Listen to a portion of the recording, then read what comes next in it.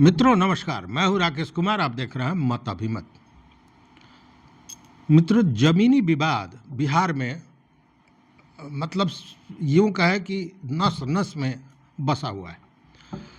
चाहे वो जमीनी विवाद रजिस्ट्री को लेकर हो, या भूमाफियाओं को लेकर हो, या भू अर्जन को लेकर हो। मैं इसके पूर्व भी कई बार इस तरह की वीडियो साक्ष्य के साथ आपके समक्ष लाता रहा हूं कि किस तरह पदाधिकारी, पुलिस या अन्य लोग भू माफियाओं की मदद करके लोगों को परेशान करते हैं और भू विवाद इससे बढ़ता है। वैसी ही स्थिति भू अर्जन में है। जब किसी योजना परियोजना के निर्माण के लिए सरकार द्वारा भू अर्जन किया जाता है तो भू अर्जन कार्यालय की जो स्थिति होती है, जो कार्य प्रणाली होती है, उससे लोग त्राहिमाम कर जाते हैं। और जब कोई पदाधिकारी, कड़क पदाधिकारी, उच्च पदाधिकारी होता है तो ये चीज़ें सामने निकल कर आती हैं। अन्यथा जो रैयत है वो इस डर से नहीं बोलते हैं, इस भय से नहीं बोलते हैं कि अगर हमने किसी कारण से विरोध किया तो हमारा जो मुआवजा है उसको फंसा दिया जाएगा, हमको परेशान किया जाएगा, तो बेचारा चुप रहता है। लेकिन अगर पदाधिकारी कड़क मिल जाता है, ईमानदार मिल जाता है, तो वो सारी हैकड़ी इन लोगों की निकाल देता है। ऐसी ही एक घटना हुई है गया जी में। जी हाँ, गया जी में NH 82 के लिए भू अर्जन हुआ। भू अर्जन के बाद बाज़ाब्ता भू अर्जन विभाग द्वारा कहा गया कि सारे कागजात को जमा कीजिए। जो रैयत, जो किसान था जिसकी ज़मीन ली गई थी, उसने सारे दस्तावेजों को जमा कर दिया। और जमा करने के बाद महीनों से वो कार्यालय की दौड़ लगा रहा था, लेकिन कोई सुनवाई नहीं, कोई सुनने को तैयार नहीं। जबकि आप जानते हैं कि जब भू अर्जन होता है और किसी किसान की ज़मीन ली जाती है तो केवल ज़मीन ही नहीं ली जाती है, ज़मीन के साथ उसकी बहुत सी चीज़ें उसके साथ चली जाती हैं। उसकी भावनाएं, उसकी यादें, उसके पुरखों का पसीना, वो सारा चीज़ उसके साथ चला जाता है। एक पूरी मतलब उसके ज़िंदगी का इतिहास उसके साथ मिट जाता है, उस ज़मीन के साथ जो ज़मीन भू अर्जन में लिया जाता है। और सरकार कहीं ना कहीं इसी के लिए मुआवजा भी देती है। लेकिन ये भू अर्जन कार्यालय जो है वो तो बाज आएगा नहीं। तो उस व्यक्ति को पैसा नहीं दिया जा रहा था। अंत में आजीज होकर वह व्यक्ति पहुंच गया जिलाधिकारी के पास। गया जी के जिलाधिकारी शशांक शुभंकर के पास वह व्यक्ति पहुंचा और अपनी पूरी व्यथा कथा उसने सुनाई। जिलाधिकारी ने बड़ी संजीदगी से उसकी बात को सुना और उसकी तकलीफ को महसूस किया, जो एक संजीदा पदाधिकारी को करना भी चाहिए।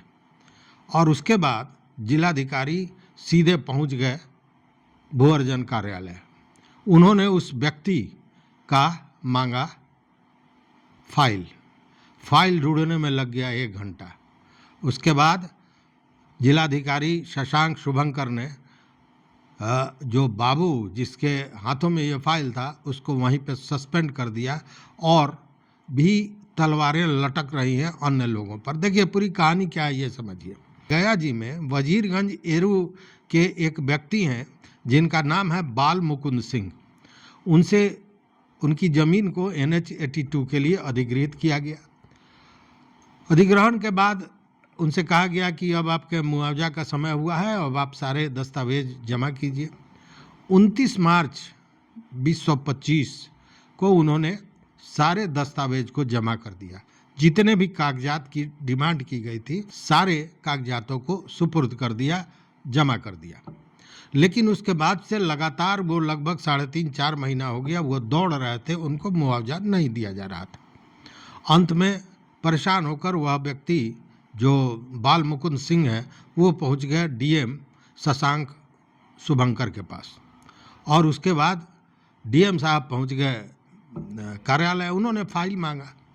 अब आप अंदाज कीजिए कि भू अर्जन कार्यालय में DM साहब 1 घंटे तक खड़े रहे और फाइल ढूंढने में 1 घंटा लगा। 1 घंटे के बाद फाइल मिला। जब फाइल मिला तो DM साहब ने बड़ी गहनता से पूरे फाइल की जांच की और जब जांच की तो उसमें यह भी देखा गया कि जो लिपिक है, जो राजेश कुमार लिपिक जिसके अंडर में वो फाइल था, उसने उस पर कोई कार्रवाई नहीं की है।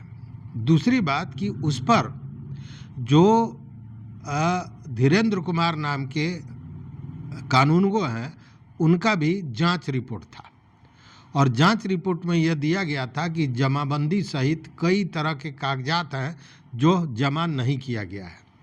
लेकिन जब जिलाधिकारी ने उस फाइल को परखा, देखा, जांच किया तो देखा कि वो सारे कागजात उपलब्ध हैं उस फाइल में, जिसके विषय में कानूनगो ने लिखा है कि वह कागजात जमा नहीं किया गया है।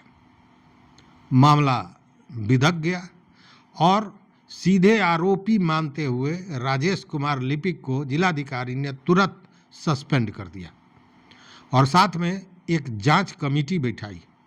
जांच कमेटी जो जिला शिकायत निवारण अधिकारी होते हैं, उनकी अध्यक्षता में बैठाई गई, गठन किया गया और उसमें DCLR को रखा गया, उसमें DLO जिला भूअर्जन पदाधिकारी को रखा गया और साथ में जो आवेदक था, मतलब जिस रैयत की ज़मीन थी, उसको भी उस कमेटी में रखा गया है और यह कहा गया है कि पूरी जांच कमेटी करके इसका रिपोर्ट जिलाधिकारी को देगी और साथ में जो कानूनगो हैं जिन्होंने गलत लापरवाही ढंग से यह जांच रिपोर्ट दी थी और कहा था कि वो कागजात फाइल में उपलब्ध नहीं है जबकि सारे कागजात फाइल में थे, उनके कार्य प्रणाली पर भी जांच का आदेश दिया गया है। साथ में जिलाधिकारी ने जिला भूअर्जन पदाधिकारी से भी स्पष्टीकरण मांगा है कि आखिर सारे कागजात जमा होने के बाद इतना विलंब मुआवजा देने में क्यों हुआ।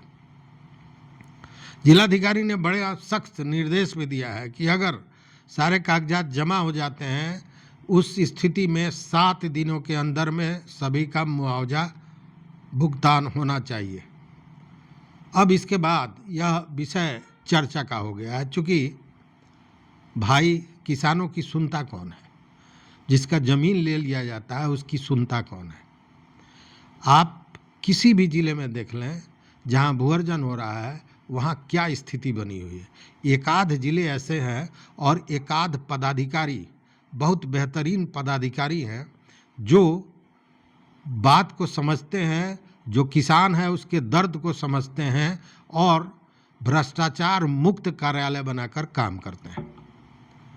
लेकिन वैसे पदाधिकारी गिने चुने हैं, जैसे मोतिहारी पूर्वी चंपारण के जिला भूअर्जन पदाधिकारी बेहतरीन, अब तक के सबसे बेहतरीन पदाधिकारी माने जाते हैं, क्योंकि लोगों को दर्द को समझते हैं, कैसे ज़्यादा से ज़्यादा लोगों को बेहतर ढंग से एकदम निष्पक्ष होकर भुगतान किया जाए, इसमें लगे रहते हैं दिन रात।